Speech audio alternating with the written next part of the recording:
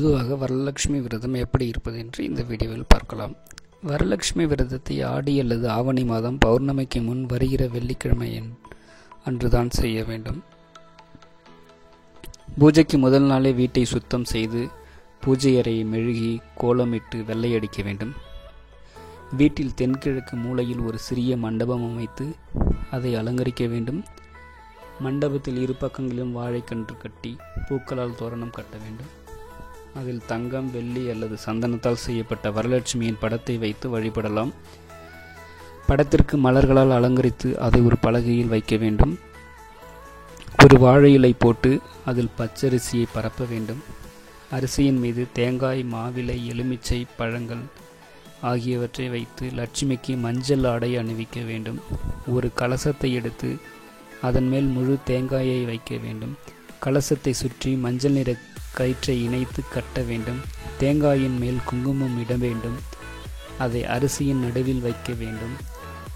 முதலில் விநாயகர் பூஜை செய்ய வேண்டும். மலர்களால் அன்னையை அஷ்ட லட்சுமிகளுக்கும் விருப்பமான அருகம்புல்லை இலையின் மீது தூவி பூஜை செய்து தூப தீபங்கள் காட்ட வேண்டும்.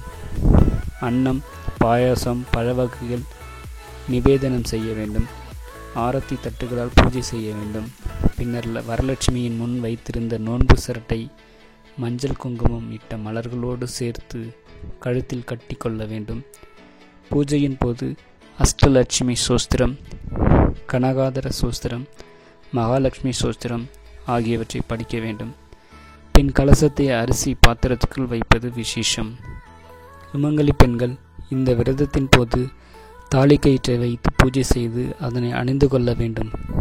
வரலட்சுமி விரதம் கடைபிடிப்பதால் மாங்கல்ய பாக்கியம் நிலைக்கும், செல்வம் சேரும், கன்னி பெண்களுக்கு திருமணம் நிச்சயமாகும், குழந்தைகளுக்கு கல்வி ஞானம் கிட்டும், அம்பிகையின் அருளால் விரும்பிய நலன்கள் அனைத்தும் கிடைத்து வாழ்க்கை குணமாகும். இவ்வாறு வரலட்சுமி விரதத்தை நமது வீட்டில் கொண்டாடலாம்.